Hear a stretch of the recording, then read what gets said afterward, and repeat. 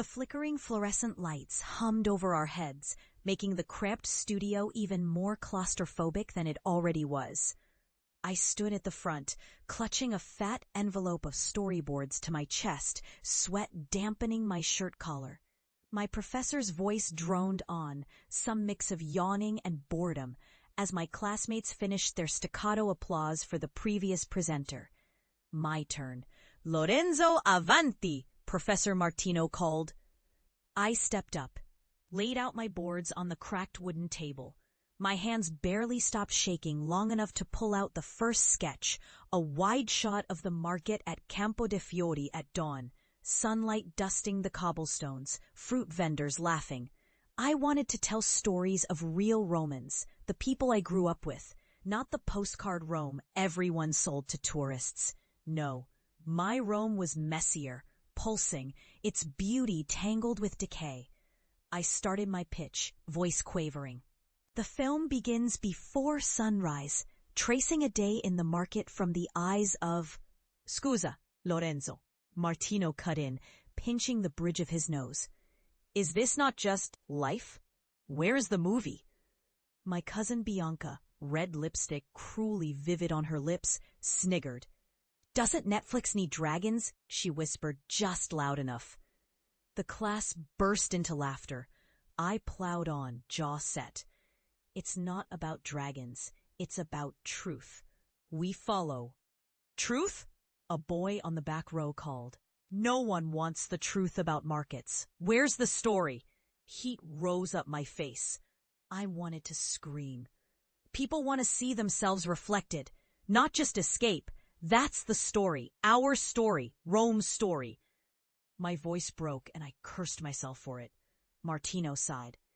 "You have passion, Lorenzo, but documentaries as a career? Ridiculous. These platforms, they don't want this." He waved his hand, dismissive. "Why not take Bianca's advice? Write for series or advertising. Something useful." I looked around. None of them met my eyes. Not even Marco, who owed me 3 cigarettes and a night's homework.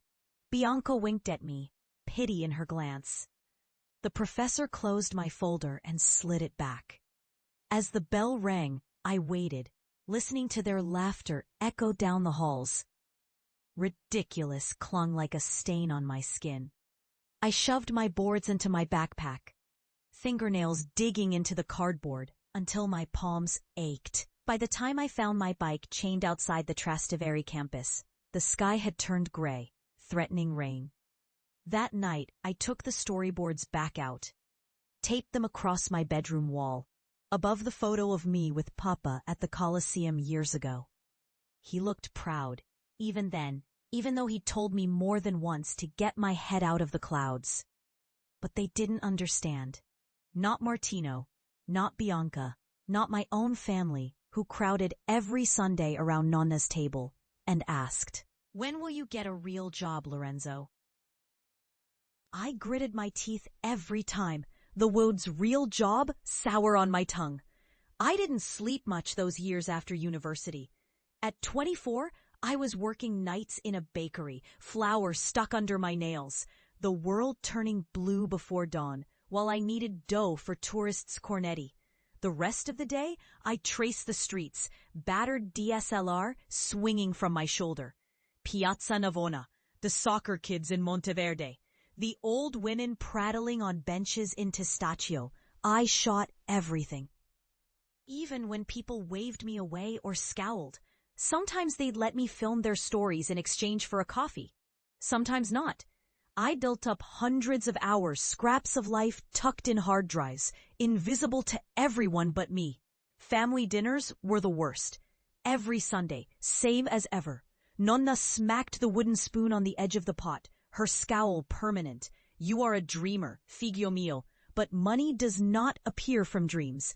Ask your cousin. Bianca bought a Vespa last month."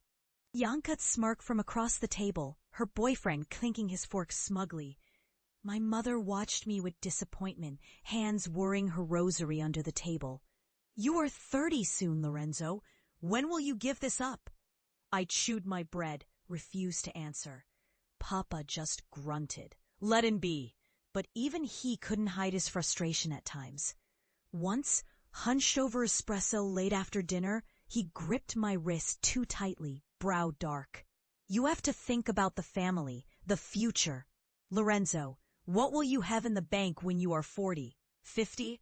I will finish the film. I'll sell it to festivals. Maybe Netflix," I whispered, as if saying it too loudly would make it seem childish. He shook his head, eyes tired. "You always want more, never satisfied." That stuck with me, echoing each time another real job email popped up from Nana or another agent sent a polite rejection. Sometimes rage curled in my chest, hot, ugly, focused. Sometimes it drained out to cold resolve. Months passed, then years. All my friends drifted. Weddings, mortgages, babies, another circle away from the city's well-lit center. I grew lean from long walks and short meals, survived off coffee and bread, pieced together temp gigs to stay afloat. The only real friend who stuck around was Martina, who'd modeled for my first student short and believed in the mess I made. She'd meet me on the banks of the Tiber to read scenes, lend me battered microphones, listen when I ranted about art and being invisible. "You're not invisible, Lorenzo," she'd say. "You're just ahead." I wanted to believe her, but loneliness is a thick smog. It settles in your bones, saps your hands. Some nights I stood on my balcony and watched tourists drift by, laughter spilling past their lips, easy and careless. I hated and envied them. When I was 31, my mother had to have surgery. The family gathered at the hospital in Ostiense, pale-faced and tense. Bianca came in late, shoes clicking on the linoleum, and pressed something into my hand. "Why do you keep doing this to them?" she whispered. "Our mothers worry sick. For what? Some street video?" I jerked away, voice a tight coil. "You don't even see. You have no idea what I'm doing, Bianca." She scoffed. "And you? You're what, an artist now? Some martyr? Stop pretending, little cousin." My knuckles went white. Restraint. Or I'd say something I couldn't swallow back. That was the day I nearly broke. After visiting Mama's room, I slunk out to the empty stairwell and clutched my phone, cursing softly into my sleeves. I watched old footage from my camera roll, vendors at the market, Marco grinning, Martina's voice narrating gently in the background.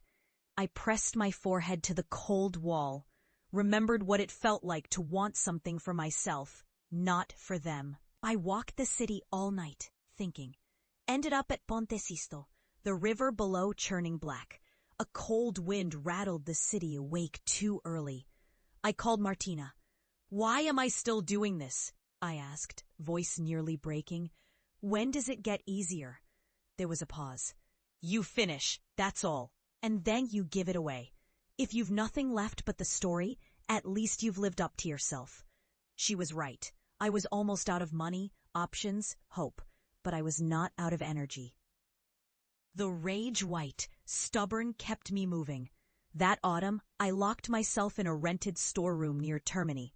No windows, a single bulb. I stayed awake for 72 hours, stitching years of footage together on a borrowed laptop. It was ugly, raw, sections missing, my voiceover too shaky, music borrowed from old field recordings. But it was honest. I titled it Roma Non Dorme, Rome Doesn't Sleep. I uploaded it to every documentary portal I could find, wrote desperate emails to film festivals, even the tiny ones in towns I couldn't pronounce.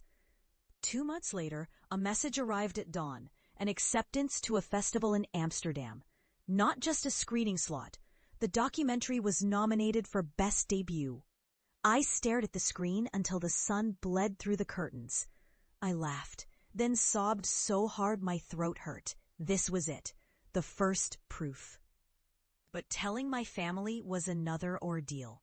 At the next Sunday lunch, amidst the clatter of dishes and the drone of football on TV, I cleared my throat. My film, it's going to a festival in Amsterdam. No one replied at first. I saw Nana purse her lips. Bianca arched an eyebrow. My mother wrung her napkin. Papa finally nodded, slow. That's a start. That was all. Not congratulations, not yet. They didn't believe it was real. Maybe I didn't either. I pawned my old Vespa for the flight, the hotel, the suit. Amsterdam was gray and rainy. People in black turtlenecks and heavy boots shook my hand. I watched my city flash across the screen in a compact theater market smells, children's laughter, mournful accordion notes. After, an old man with a patch over one eye gripped my shoulder, told me the film made him remember his own childhood down a Roman backstreet, the smell of figs and diesel. I didn't win, but I made contacts. A producer from Sky Italia asked to see the longer cut. I flew back to Rome dazed, hopeful for the first time in years. Months later, Sky Italia came back with an offer. Small, but enough to pay debts, buy a new camera, fuel more days filming the sun over rooftops. They aired the film primetime. My inbox blossomed with notes.